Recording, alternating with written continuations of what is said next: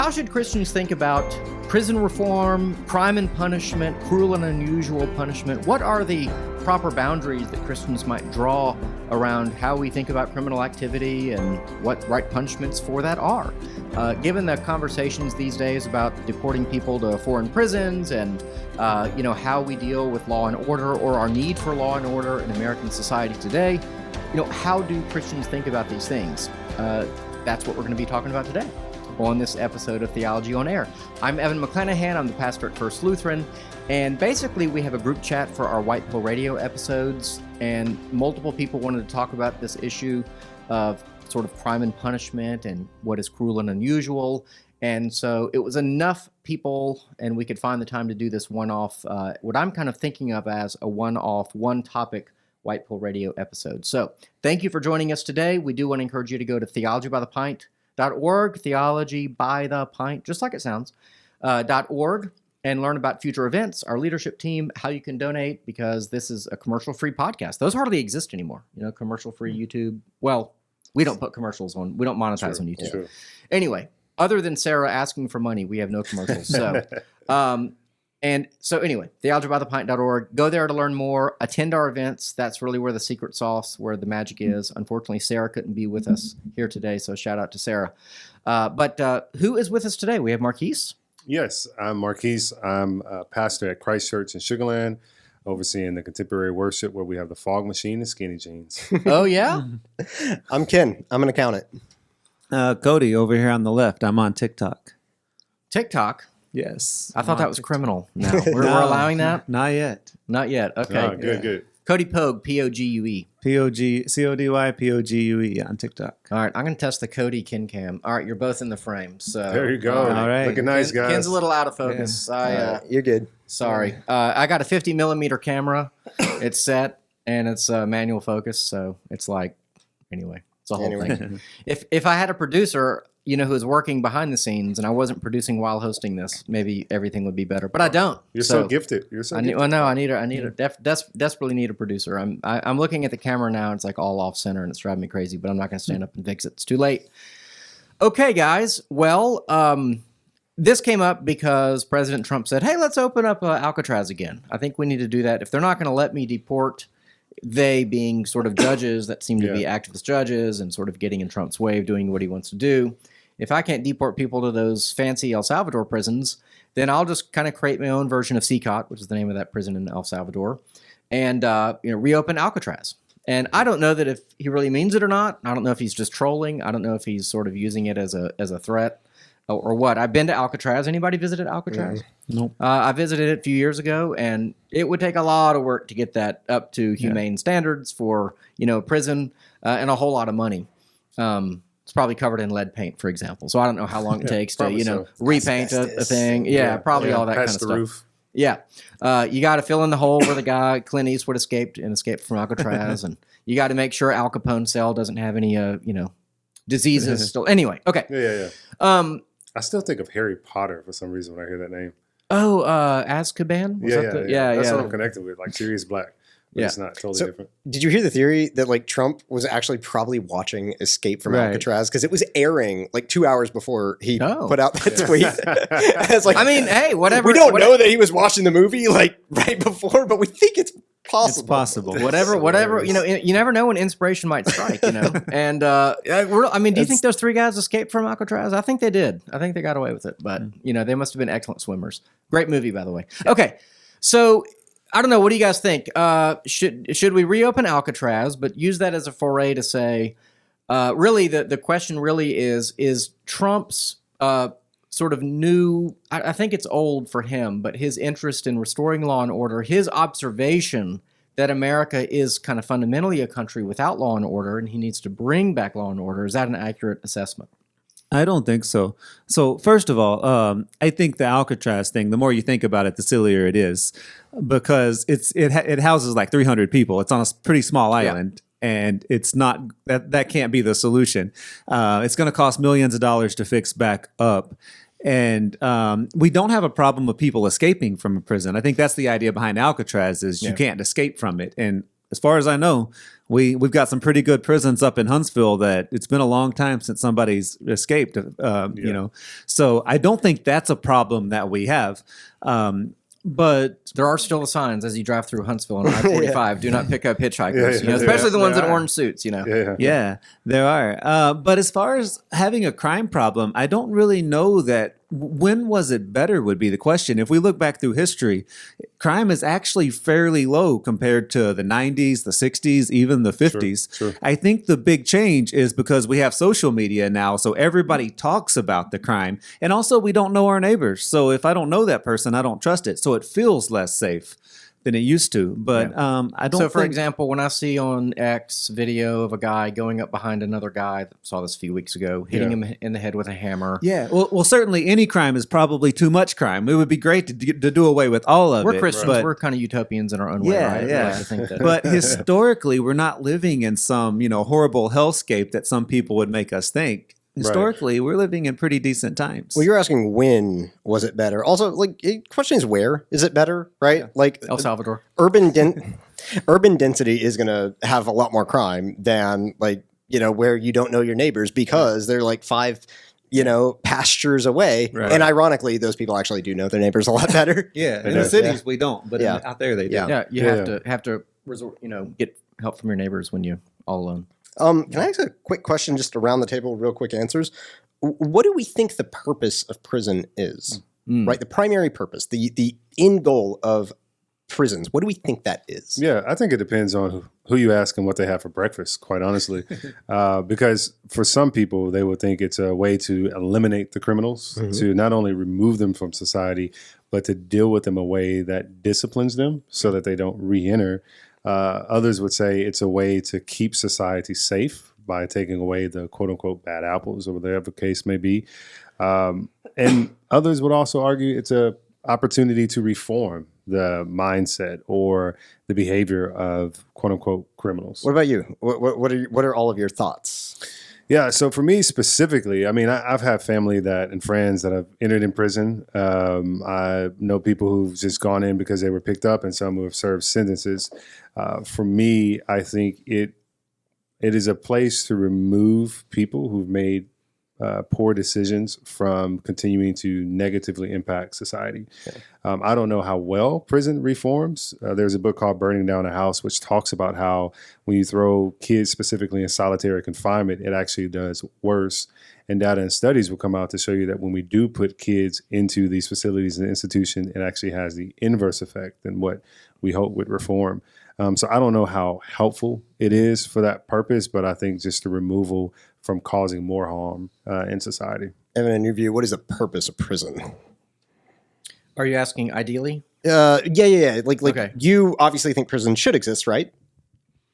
As a last-ditch effort. I think biblically there's almost no warrant for prison or the mass incarceration system. But I think discipline is much stronger. So in a way, I think modern prisons are nicer than biblical standards, but I think that in some ways they're worse. But I would say this. Generally speaking, I think that in the Bible, what you see are that people pay for their crimes in a way that they would not do it again. And there would be relationship between victim and perpetrator. I did not expect that answer from you. Yeah, right, so that's totally the answer I expected. Okay. Yeah, so if you steal in the Bible, you have to pay back. If you're caught, if you sort of there's a weird thing, like if you do it in daylight, it's a different measurement, and there are reasons for that. I think, so there are conditions around you pay back plus 20% or you pay back double or something like that. But there are intransigent people who cannot be reformed. The word penitentiary comes from the word penitence. Penitent, yeah. So ideally, they should be places of reform. Are they that? No. I think for a whole host of reasons, they're not that, and that's too bad. Yeah. I think the goal is a safe society, right? So I think the prison should be whatever the evidence that we have indicates is going to do the most to keep society safe. So temporarily, at least, it's to take the dangerous people across the street, right, or take them off the streets. But ultimately, I think it has to be some kind of rehabilitation model to try to make that person a better person once they leave. And then we also need some type of program out there there that can effectively get those people jobs, get those people housing, make it to, because we could totally reform them, but then we put them out there and they can't get a job. And so they turn back to crime. Our recidivism rate in the United States and in Texas is extremely high. And I think that's a big problem. Meaning they get out and they commit crimes again. Yes. And that's why, so I volunteer at a juvenile detention center in Fort Bend County. And that's part of the issue that we have is, okay, we're mentoring kids that are in these systems, if you will. And it's not that they made a decision that was a crime, and that's why they wound up here. Oftentimes, it's actually the environment that they're in, where either they feel their options are limited or an option is made for them, and they had, quote unquote, no other choice.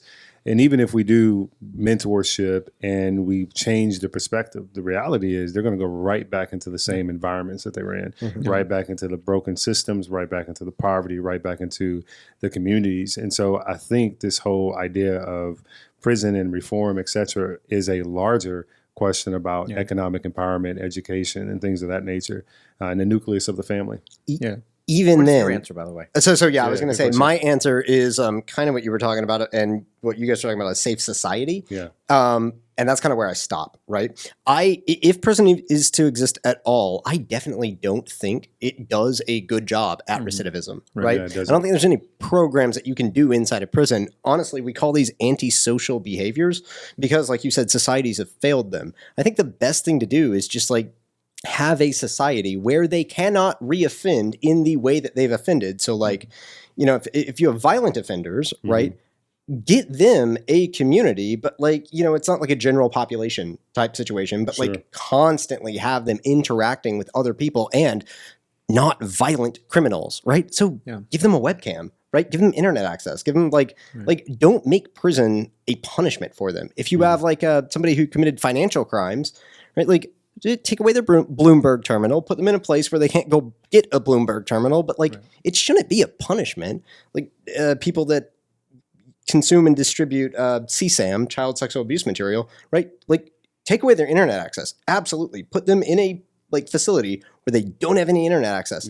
But like we're not trying to punish them by putting... we are. I totally disagree with that. 100%. I was wondering who's going to jump in. Well, I was going to say well then... I'm confused. You're saying criminals shouldn't be punished? Well, then what do you do with the people that, well, no, I actually don't think criminals should be punished. I think they should be they should be able to give restitution to the, so what's the difference between punitive and restorative or restitution? Well, I mean, broadly speaking, I think being forced to make restitution is the punishment.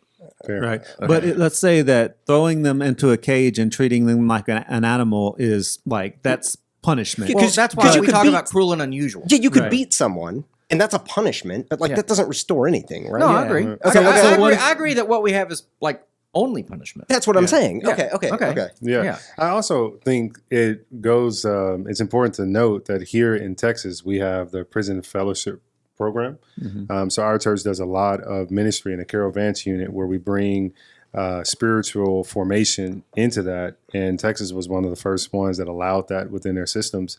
And we've seen the recidivism rate actually drop quite substantially by these inmates finding Christ in jail and having an opportunity to experience freedom even while they're shackled and chained up. So I think that it's not enough to just put criminals, or I hate even saying criminals, but people who've committed crimes, putting them into a building away from society, disconnecting them from their families and community and locking them in cages. I don't think that does anything. The question for me would be, what can we do while we have them to make them better when they go out, back into the world?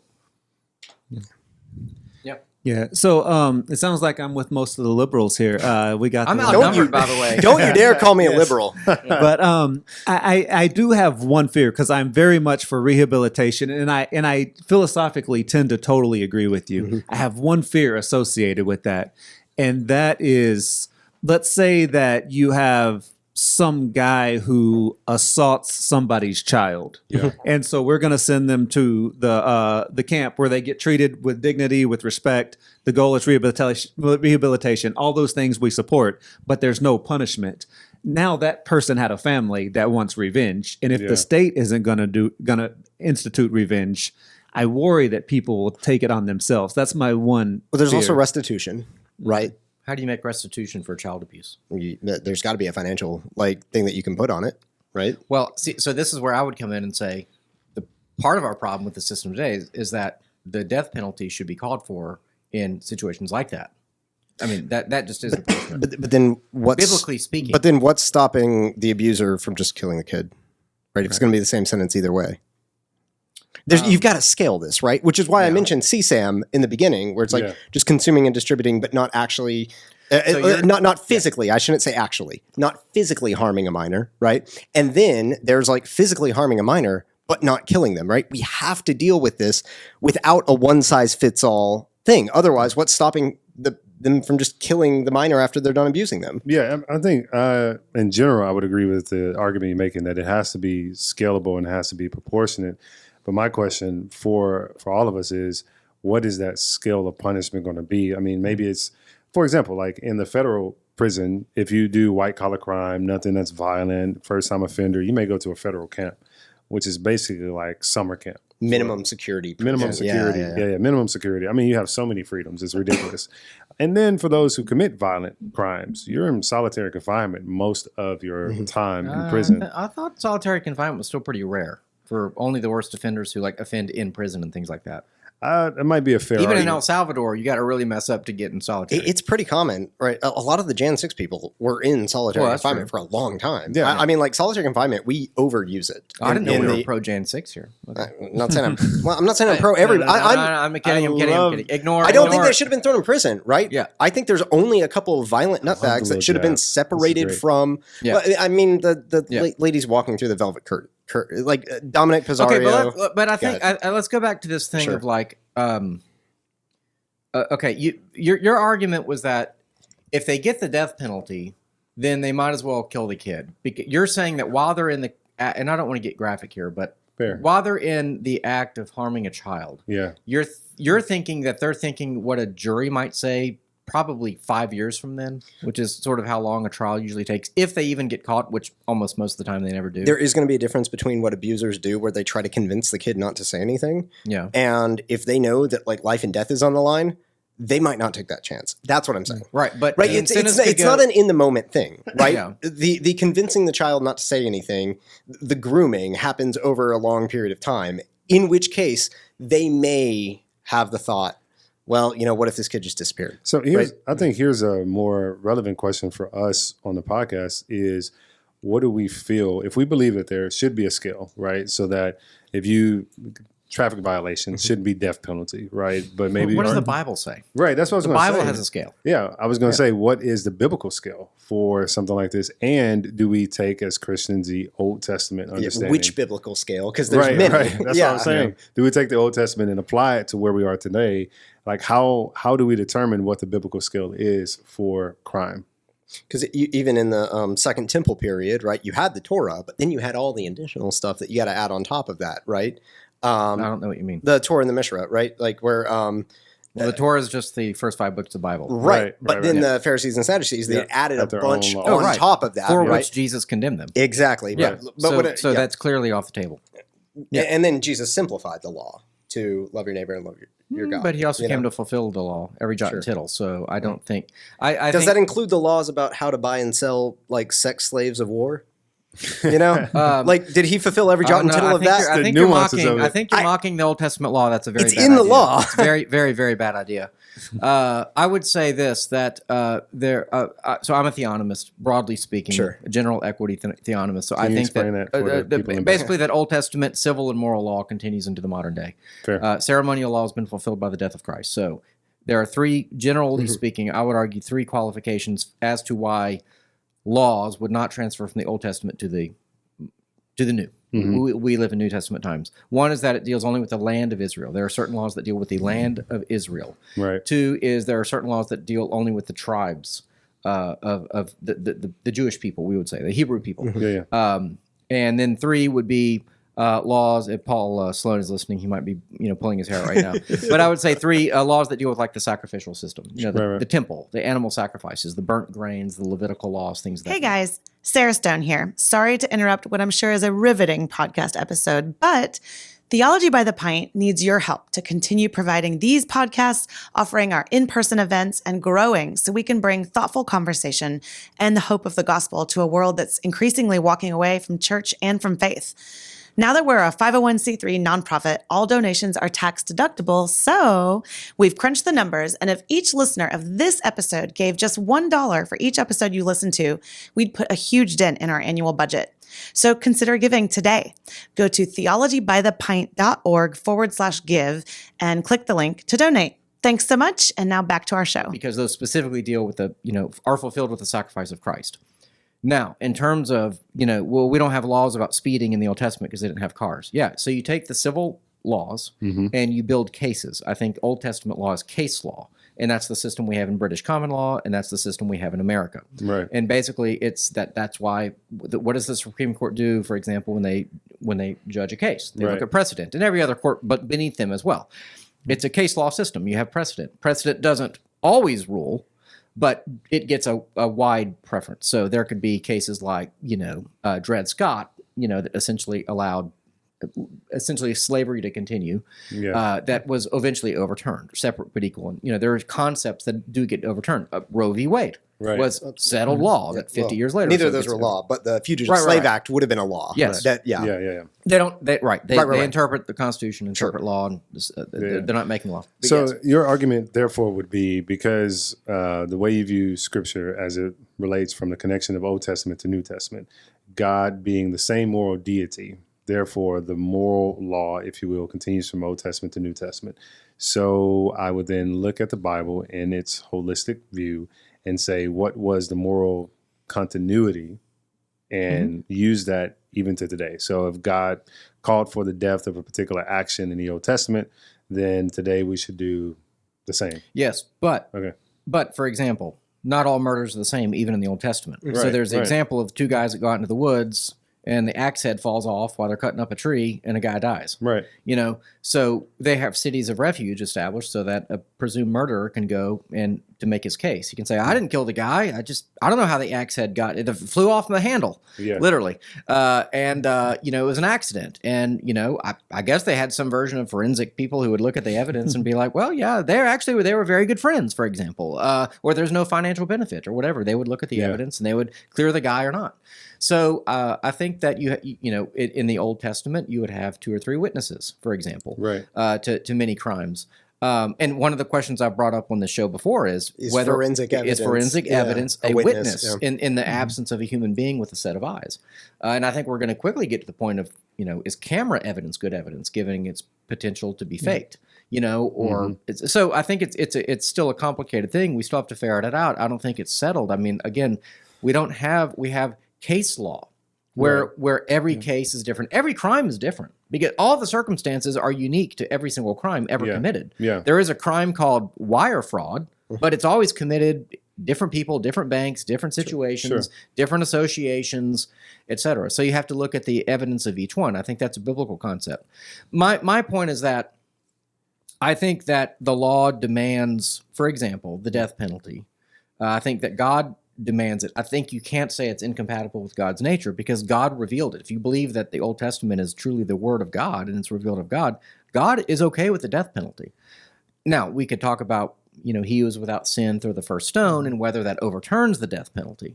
But I don't think it does. I'm not even sure that's a biblical text.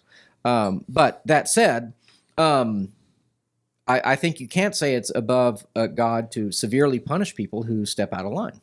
And so I would justify the death penalty. And I would say, while I understand scalable or, the kind of unintended consequences of certain punishments, that to honor victims, the death penalty or severe punishments are often called for. And I think we're living in times where there may be inequities. And maybe I agree. I don't like the mass incarceration system, but it still feels like we live in times where there is disproportionate punishments. It seems like people murder people and they get out on good behavior after 5 years, and then there are people who... Well, how long do you think a murderer should be in jail?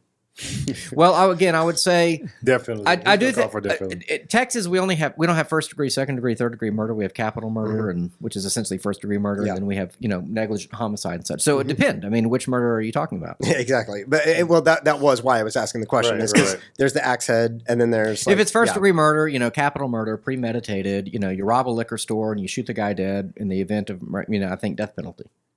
If it can be proven, Yeah, beyond a reasonable doubt standard. I know this isn't a death penalty conversation, but like, we definitely got there. what if you're wrong? Well, I'm not wrong. About about the person. Yeah, Right. about the situation. Like the Well, the if 100 innocent men. Right. It's better for 100 guilty men to walk free than one innocent man to hang. Right. Well, in my case, I'm not wrong, and he gets a death penalty.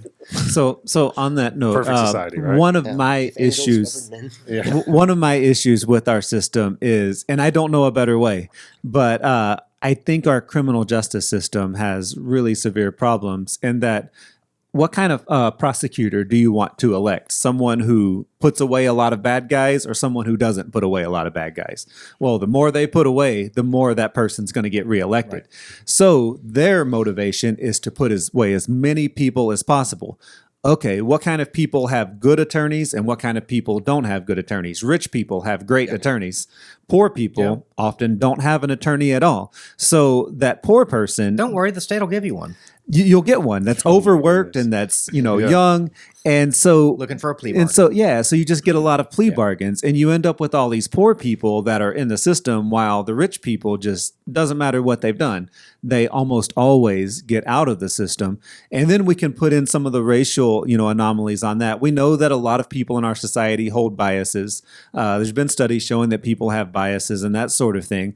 So if you have a poor person who looks like somebody that in someone's mind is a criminal, is dangerous, that person just doesn't have a chance. They're going to get that harsh punishment. Whereas the person who is wealthy or who looks like the nice, upstanding citizen, even if they're horrible, they don't get those punishments. Well, I think OJ proved the whole I'm not black, I'm OJ, right? Like I think he proved that it's a class thing. Like Yes. the class issue outweighs the black white Perhaps, issue, yeah. which Well, is definitely Rod- there. Yeah, Whoa. The black white issue is definitely there. Rodney but- King was a mitigating factor there too. yeah. So okay, I feel like I We must brought up speak. OJ. No, go for it. Yeah, I know. We brought up OJ. We got to speak for the people. No, I think that what I would say is the black right issue is the basis of it, but the classism is what makes it larger than what it is, right? Yeah. Because, studies will show that your chances of driving while black, being pulled over for that, are legitimately higher than driving while white.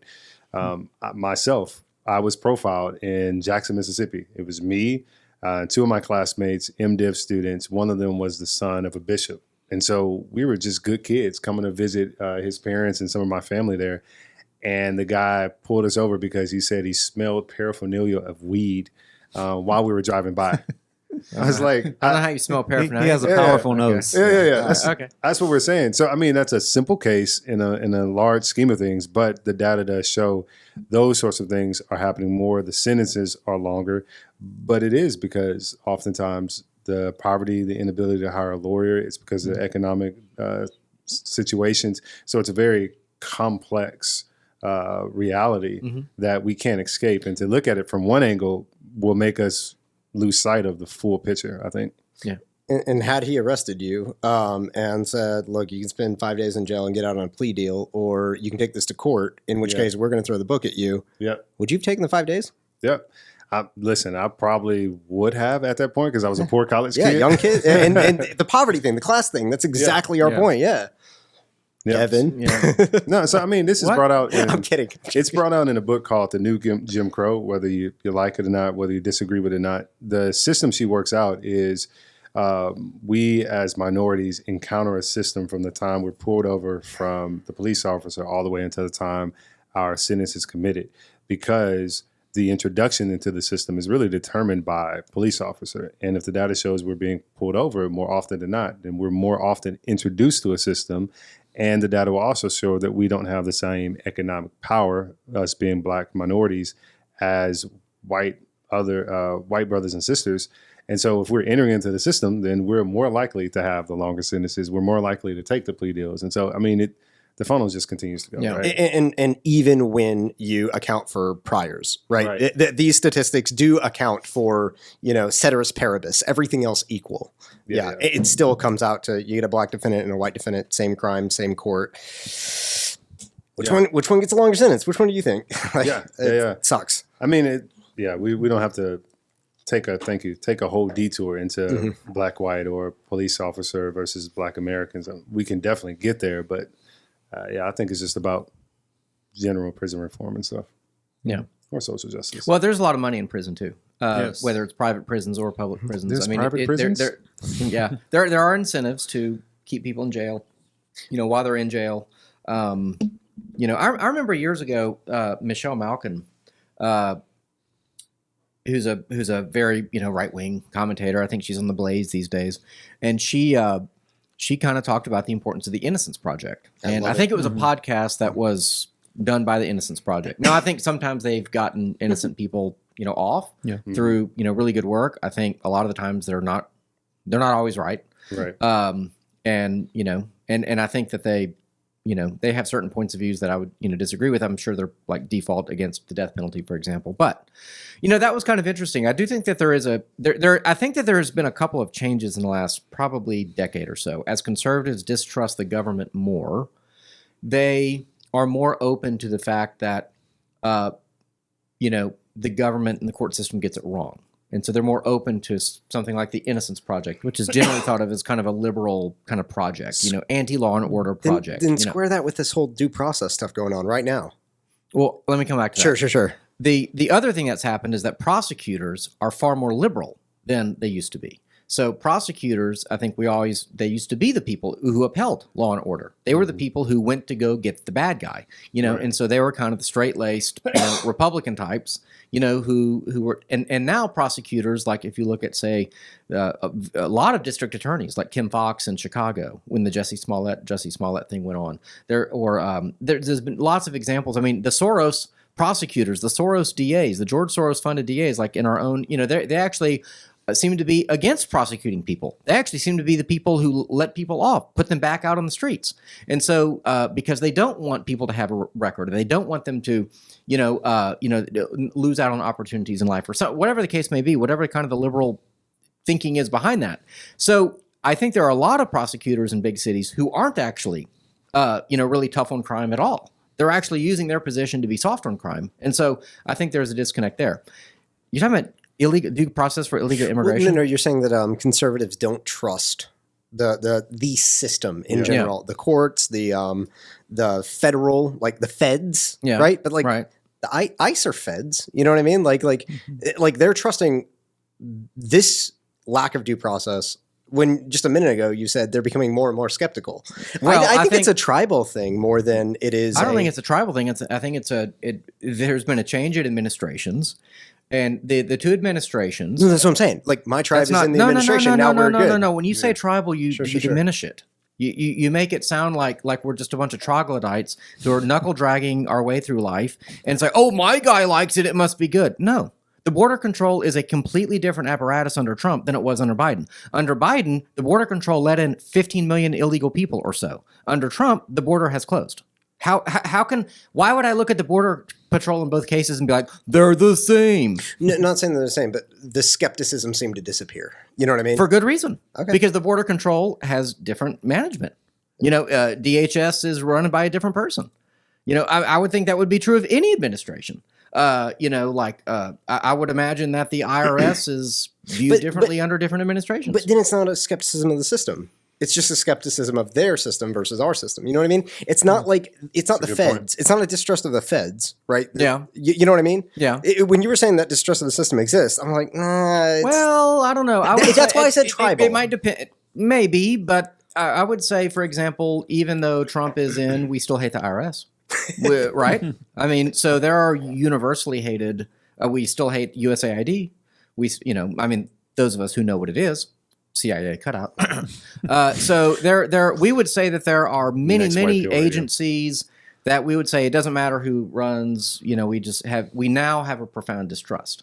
In a post 9/11 world, a post 2008 recession world, a post COVID world, especially. Like a lot of us are like very skeptical of the government. You mentioned private prisons. How are we all feeling about that? Like at the very beginning of that preamble was something about private prisons. Do we all? Well, What do we all think about that? Prison is moneymaker. Yeah. Yeah, that makes no sense to me because the profit motive is to keep people, being locked up. Yeah. It's not to reform them. It's not to make society safer. It's to have more customers. Yeah. And that should be the opposite of what we're trying to do. Yeah, I mean, So, there's incentives for keeping your beds full. Yeah. Right. And so, I mean, again, it just adds to the system. Well, it's like quotas on speeding tickets too. Yeah, exactly. It's like if a state trooper has to get, and I don't know that those exist. I've heard they do. That's a problem. I have a weird take on that. That like the incentive problem is coming from the funding that comes from the states and the federal government, right? That they are funding private prisons to do this, which gives you that incentive.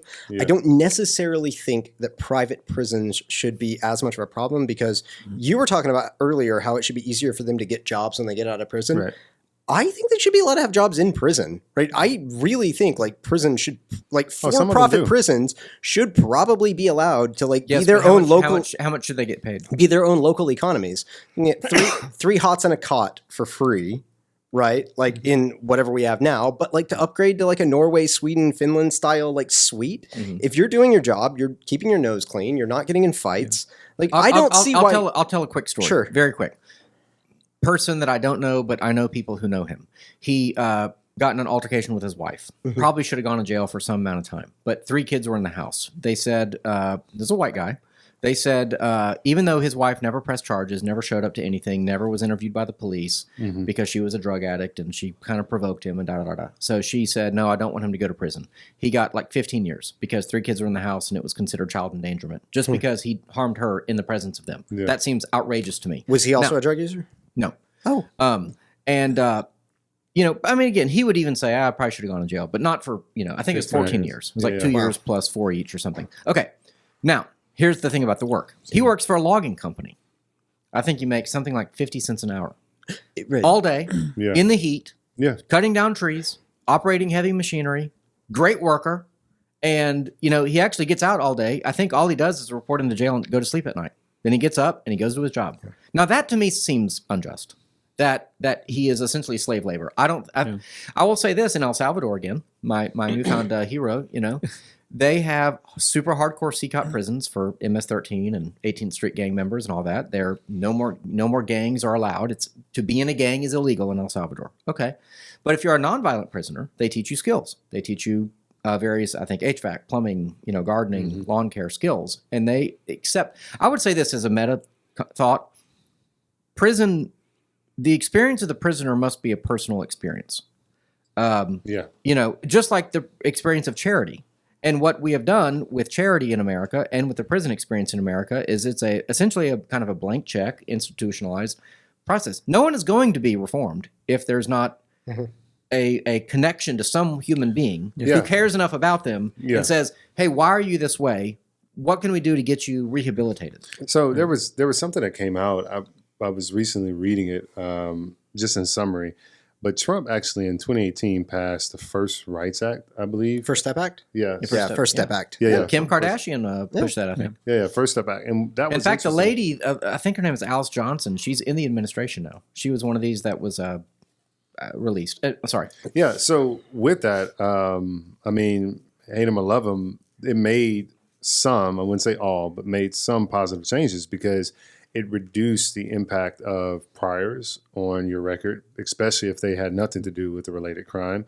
And it also reduced the distance that they could ship you off to.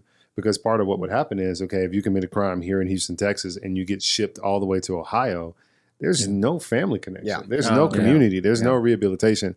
But I love what you said. I mean, it will be a very large onus on the public sector and the government to do this. Which I would then argue, okay, maybe the private prison could use some of its funds to fund people like this. But just as poor performers in corporate get on performance improvement plans, what if for our prisoners, we did rehabilitation improvement plans for minor to moderate crimes, whatever that may look like? So, right, if you dealt with wire fraud or if you I don't know, dealt with a traffic violation or something like that. Like, are there other ways that we can personalize your rehabilitation? Garnish your wages. You stole from somebody, and now you got to pay it back. And you can have a job, but you got to pay it back. Or like you said it was your friend, or you just met somebody. Somebody you knew. Distant person. Distant person that you knew, right? It's a real person. I don't actually know him. I know him through people. I think it's a shame that he gets like 50 cents an hour, right? But I think like if he was actually paid and the market was actually allowed to work for him, and he could trade up his like cot, like non-private, like hand washing toilet station for something better with what he gets paid, right? And you start building economies, right? The market's not the problem. This honeypot from the federal money or the state money that keeps going to these prisons, and they have to fill the beds. Like that's the problem with private prisons to me. Yeah. The incentive's backwards. Well, and by the way, his ramen noodles cost $3. That's what I'm saying. For I was going to say 50 cents for like 3 ramen noodles at a commissary is crazy. It's way more than that. It's like total. It's expensive. It's total because I think they they get money from the outside. For soap and toothpaste and stuff like that. Yeah. I mean, it's similar to the movie theater. I mean, it's not the same, but it's a monopoly. I don't get an icy when I go see a movie. I mean, I don't know what's wrong with you people. If I have to pay more than 99 cents for an icy, it's not going to happen. $8. But as we were talking, I was thinking, like if Hollywood has sort of shaped our view a little bit about movies. I was thinking of prison movies, Shawshank Redemption, obviously, Cool Hand Luke, maybe Escape from Alcatraz, but I don't know. That's a rhetorical question. But I was thinking about, Cool Hand Luke and the eating of the eggs and what we have failure to communicate, and how Paul Newman's character is essentially intransigent. Like he is basically stubborn, and he is going to break the will of the sheriff, and the sheriff is going to break his will. And because I do think that there is a place for prison for people who are intransigent. Like for people who refuse to conform. I do believe in a social contract. I do believe in socialization. I do believe that there are limits to our disobedience, that there are limits to our, to our refusal to blend in. And, but Hollywood would have it say, and One Flew Over the Cuckoo's Nest is the same in the asylum world, where they basically present it as so bad that what these institutions are like people stealing institutions. They suck your soul away and you lose your humanity. Well, it's kind of true. Well, it kind of is, but like at the same time, it's like, but if we don't conform, you do lose rights. I mean, according to a social contract. But I don't know what the limit is. It would depend on the person. I want to let you talk, but should you lose everything is kind of my point, because we do have this, not one size, but maybe two size fits all, right? We've got minimum security prison for white collar crime, and then, prison for everything else. And it's like, I don't think we need way more of a spectrum of. So and I'm sorry, I'm butting. What New Jim Crow argues is exactly about the minimum wage and how it's basically free labor. And the second thing is, once you've been in the system, you're now identified as a criminal. That too. Yes. So your removal of rights doesn't end after you become free. It actually continues into your freedom, because now you can't vote, or certain jobs won't hire you. Can't own a gun. There are certain privileges that you carry forward, or penalties that you carry forward with it as well. And that's why, again, not bringing it back to black versus white or anything of that nature, but in my culture, when a larger proportion of us enter into the system, and then we have to carry those punitive measures afterwards, it prohibits us from, escaping in a way more easily. Yeah, and you end up with a lot more like single moms raising kids because the guy is locked up, and a lot of problems, and it continues generationally. But I think my big disagreement with Trump and Evan on this one is that I think Trump a lot of times equates really harsh punishment with making our streets safer. And I don't know, I think that's the opposite of what's happening. Assuming that we're going to let people out at some point, the worse we treat them, I think the less likely they are to come out and be a good, upstanding member of society once they're released. Whereas if we treat them like human beings while they're in there, then I think we have a better chance of having a decent person and having safer streets. So I think really what we fail to do, we try to do the best of both worlds.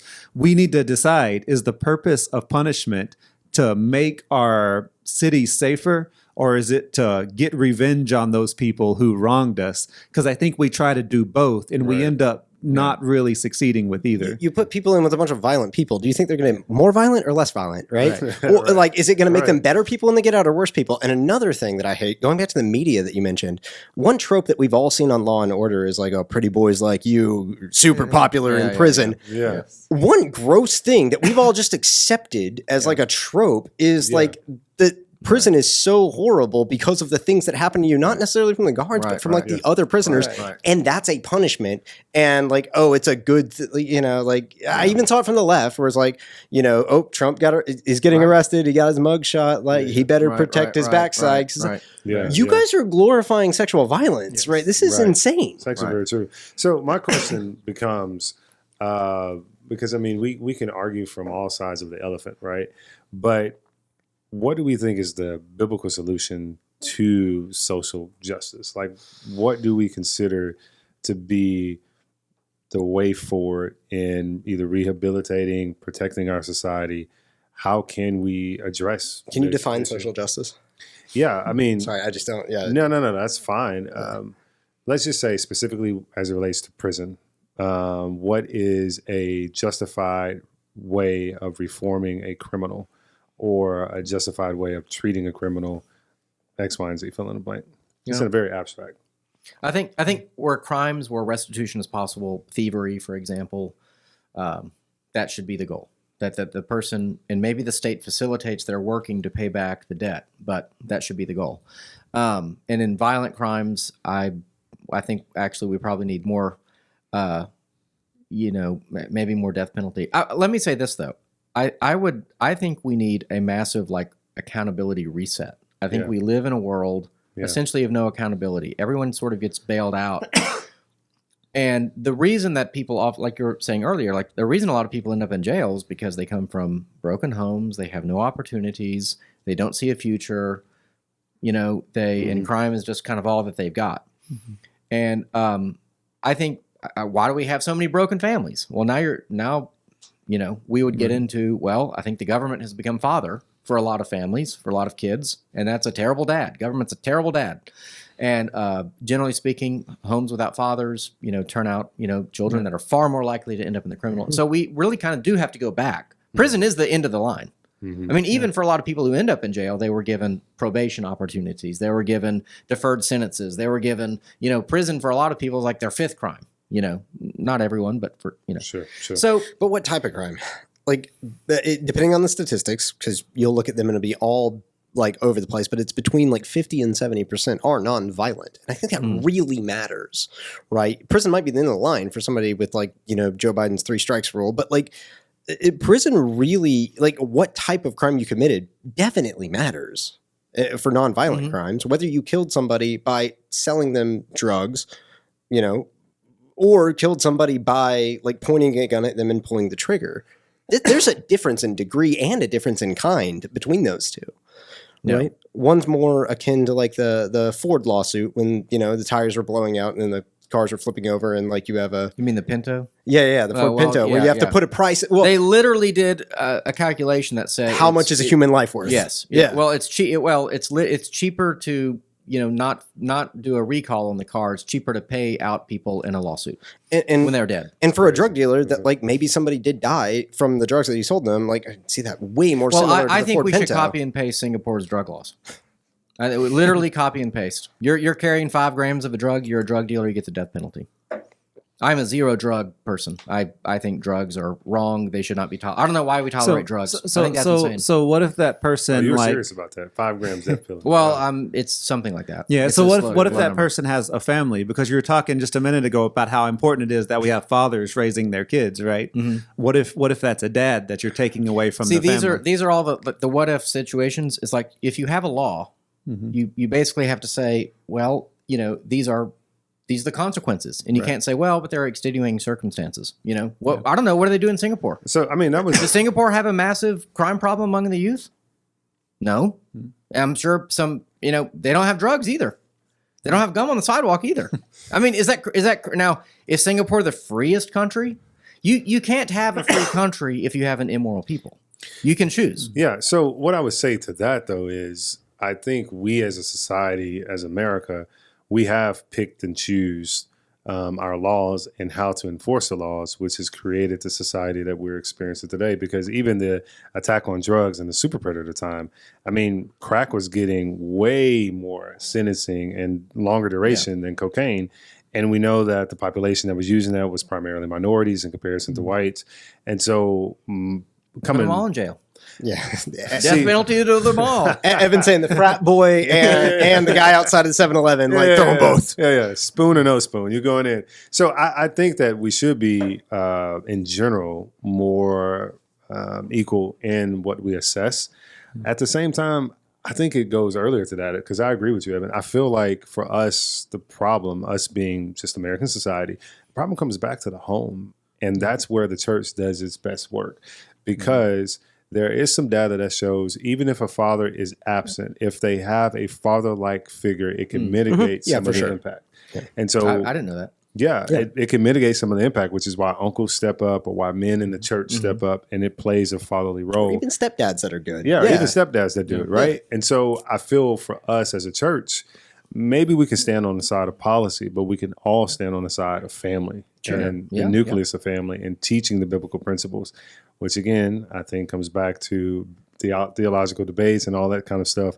But at the end of the day, I feel if we can support our families, provide the resources for our family, and have that accountability structure that you talked about, not in the sense of, oh, you did wrong, so I'm going to hold you accountable, but in the sense of, this is my community, and I'm going to be accountable to you because you can depend on me. I think that can help our society grow a lot better. And that's why fewer people going to church really does have a major social impact. Yeah, and another thing is, I think we oftentimes see police and prisons as the solution to all crime problems.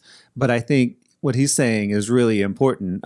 If we can make it to where people aren't committing crimes in the first place, I think that's the ultimate solution, is, family, community, making sure that the parents have a system where they can take time off work to raise their kids instead of having the video games raise their kids. Well, you could do one of two things, right? You could try to put pressure on the people committing the crimes to just don't do crimes, or you could do the Singapore route. All right. Or you do the Singapore route, which is just make everything a crime. And everything.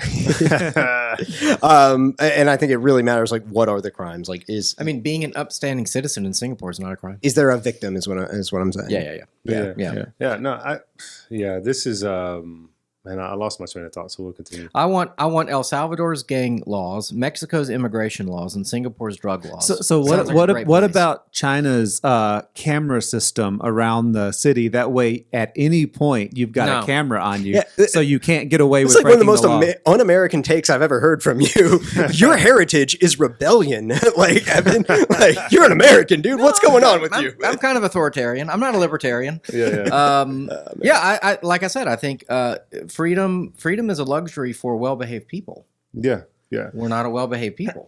So we don't get freedom. So we lose freedom. So we better. I really think we need an accountability reset. Like if we had a president, and I know y'all might think I'm crazy, but he'll say, "Okay, guys, in 5 years, we're not going to be a welfare state anymore. We can't afford it anyway. So we're not going to do that. Get your act together. We're gonna have these drug laws. Stop doing drugs. Find a trade. I'm giving you a 5-year head start. Find a trade, find a job, clean up your life, because we're just not putting up with it anymore." I mean, what we're doing, I don't think is working. We all agree mass incarceration is terrible. Yeah. We all agree, I would think we have a pretty massive drug problem in rural and urban communities across all races. Go out in the rural areas and ask people about meth, or something like that. So you're saying in 5 years, do this, or else what? Or else we have CCOT-style prisons where that's where you'll spend your time. But honestly, it seems to me like, as bad as we talk about how prison is, it doesn't seem to be much of a deterrent. And I think that's because it reinforces the behavior. I think it's an accelerant. It treats you, it's an accelerant, because if you identify as a criminal, you're going to begin to behave more like a criminal. Your beliefs determine your behavior. The thing that I think, and I've had a couple conversations, especially as it relates to black men and white police officers. The thing that I just keep coming back to is the idea that we don't know each other. Yeah. One of my most transformative experiences came when I actually sat down and had lunch with a white police officer in Missouri City Police Department. And we talked about George Floyd. And I told him what it's like to grow up as a black man in America in the inner city and what his experience was like as a police officer. And one of my professors, Dr. Gregory Ellison, he does a piece called Fearless Dialogues. And his main thing is once you see, you cannot not see. So once you have been exposed to something and have an understanding of it, you can no longer act like you never had that. And so every time I engage a police officer, I hear this guy's story. And every time he thinks about engaging black men, he hears my story.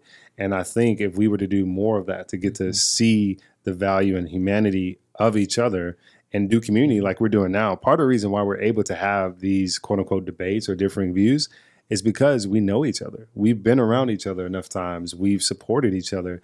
And that provides us the basis to have these conversations. So I think it's continual, exposure and community, which again, shameless plug is what the church is great at or should be great at. Sure. Well, I know we're about out of time, so that's an excellent kind of closing thought from your end. Do you guys have any kind of closing thoughts or anything we didn't touch on? I know we're kind of all over the place. That kind of wraps it up. Yeah, I think this was great. I do it every Sunday. Yeah. Oh, where can people find you again? ChristchurchSL.org. I'm at Christchurch Sugarland. Cool. You do the contemporary service there? I With do. The fog machines and skinny jeans. Yeah. Okay. No fog machine, but a couple of skinny jeans. And Cody Pogue, if people want to hear your thoughts on prison reform or whatever else. Whatever on TikTok. Pogue, Cody Pogue on TikTok. That's And right. Ken won't tell anyone anything about Tune in himself. here. I'm not telling you guys where I work. Yeah, there you go. Tune in here. And in fact, Ken and I recorded a debate on, I guess probably by the time this comes out, they would already have heard whether Christians should vote. I think that was pretty fun. No. We have it scheduled for the 30th. Yes. Yeah. Yeah. So, but I think this will come out after. Oh, nice. Yeah, Okay. yeah, because we've got other stuff booked. Anyway, cool. But do come to our events, and you can meet Ken and maybe these guys as well. So, and I'm Evan. I'm the pastor at First Lutheran, and I make them terrified every time I say that because they're like, "You think what about Singapore? What?" Anyway, but flhouston.org. Check that out. And until next time, we encourage you to question freely, think deeply, and disagree as needed. Peace.